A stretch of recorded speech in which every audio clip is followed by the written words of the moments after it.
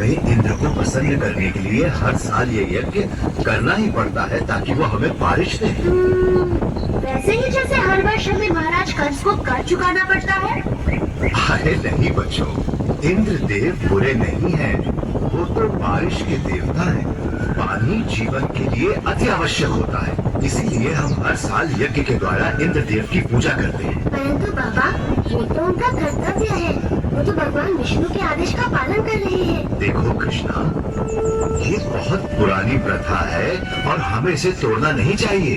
बाबा, फिर हम धरती की पूजा क्यों नहीं करते जो हमें सब कुछ देती है, और सूर्य की जिससे जीवन मिलता है, और यमुना की क्यों नहीं? कृष्णा, तुम सही कहते हो, लेकिन ये संभव नहीं है। हम सदियों से चलती आ रही इस प्रथा को अकस्मात ही तोड़ नहीं सकते। परंतु क्या हमें आंखें बंद करके प्रथाओं को मान लेना चाहिए? वो तो भगवान विष्णु है जो इंद्र और सभी देवताओं को शक्ति प्रदान करते हैं। तो बिल्कुल सही कह रहा है। सभी देवता भगवान विष्णु के आदेशानुसार काम करते हैं, और वैसे भी वेदों में इंद्र के लिए अलग से यज्ञ का विधान नहीं है। हम गाय हैं, हमारी संपत्ति हमारी गायें हैं, और वो भोजन के लिए निर्भर करती है गोवर्धन पर्वत पर। हम भी सभी चीजों के लिए गोवर्धन पर निर्भर करते हैं, इसलिए हमें गोवर्धन की पूजा करनी चाहिए, न कि इंद्र की। मेरे वृंदावन के प्यारे मित्रों, हम सबको गोवर्धन पर्वत का हृदय से आभारी होना चाहिए। आप स्वयं ही देख लीजिए, गोवर्धन पर्वत तीन चमत्कारों है जो वृंदावन का जीवन है।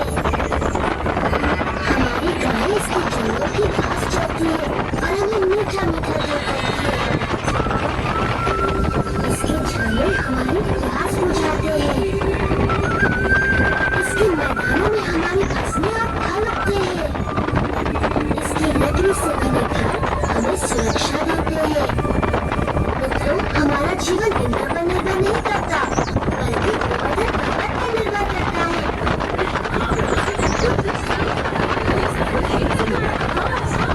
आयुष्मान, ये सब इंद्र देव की नहीं, गोवर्धन की कृपा है।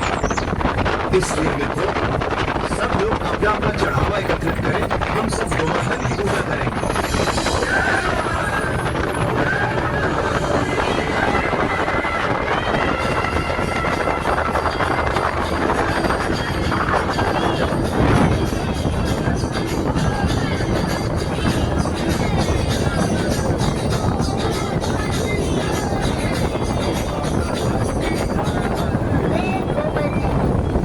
मैं तुम्हारी प्रार्थना से बहुत प्रसन्न हूँ। अगर तुम सभी अपने पशुओं के साथ मेरी परिक्रमा करोगे तो मैं बहुत प्रसन्न होगा।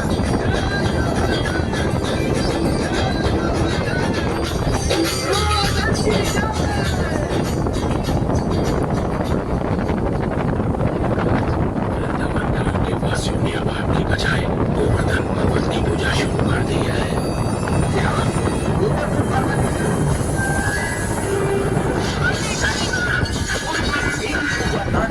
बेटी के देव की पूजा की, वो ऐसा कैसे कर सकते हैं? उसे बारिश का उपहार मानेंगे। ऐसा सुना है कि वो एक नादान लड़के के बहकावे में आ गए हैं। उपहास मत करो संवर्धक। क्षमा चाहता हूँ देवराज, लेकिन यही सच है।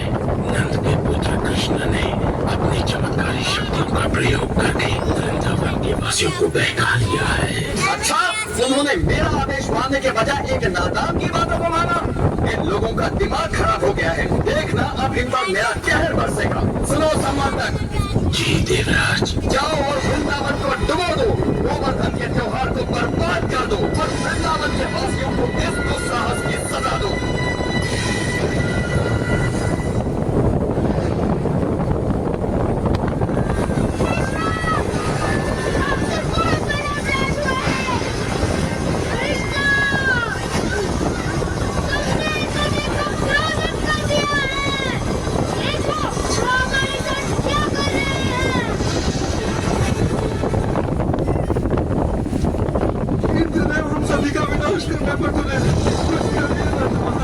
मेरे प्यारे कृष्ण, मैं जानता हूँ तुम हमारा हित ही चाहते थे, लेकिन तुमने इंद्रदेव को कुपित कर दिया। हमें इसी समय उनसे क्षमा मांगनी चाहिए। परंतु बाबा, इंद्र को बलराम, बाबा ठीक कहते हैं। ये सब मेरी सलाह के कारण कष्ट हो रहे हैं। अभी भी देर नहीं हुई, हम इंद्र से क्षमा याचना कर सकते हैं। देखो, कृष्ण कभी भी हम पे या हमारे वृंदावन पे आँच नहीं आने देगा, कभी नहीं। आपने सच कहा माँ। आप सबके लिए मेरा प्रेम इंद्र की इस दुष्टता से बहुत बड़ा है। वृंदावन की रक्षा मैं अवश्य करूँगा। कृष्णा, हमारे बच्चे।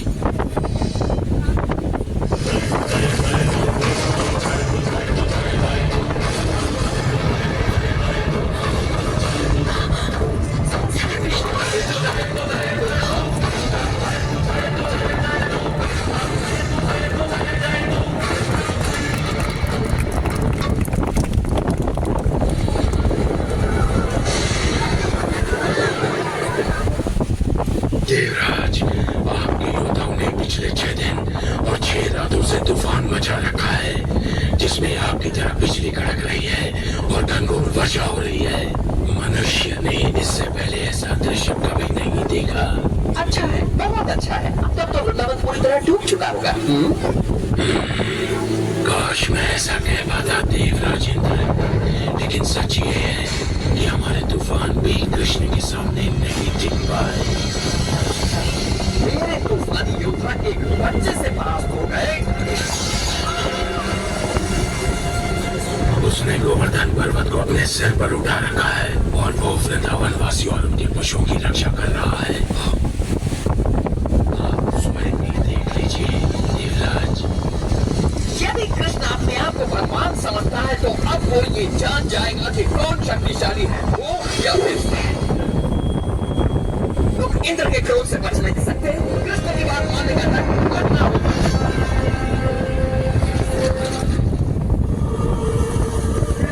कृष्ण हमारी रक्षा करो।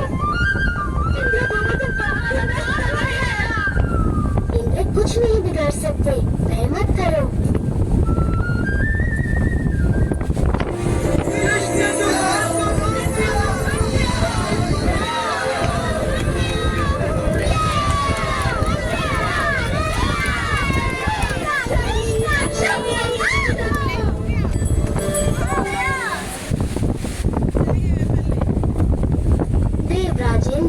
मैंने देखा आप मुझसे कितना स्नेह करते हैं। अन्यथा मेरे पुरस्कार के बाद भी आप मुझसे मिलने यहाँ क्यों आते? कृष्ण, प्रतिकार तो मैंने किया है आपका। मैंने बहुत बड़ी भूलता भूल गया था कि मुझे शक्तियाँ आप ही से प्राप्त होती हैं। मैं सदैव आपका सेवक रहूंगा। मैं आपसे क्षमा मांगता हूँ। देवराज, आपको अपनी शक्ति का बहुत अभिमान हो गया था और ऐसा मैंने इसलिए किया ताकि आपका अभिमान तोड़ सके। जाइए, मैं आपको क्षमा करता हूँ। साधारण बालक हमारे साथ यहाँ वृंदावन में रहने आया है। मैं तो बस इतना चाहती हूँ कि ये मेरा प्यारा बच्चा है, मेरा दुलारा कृष्णा।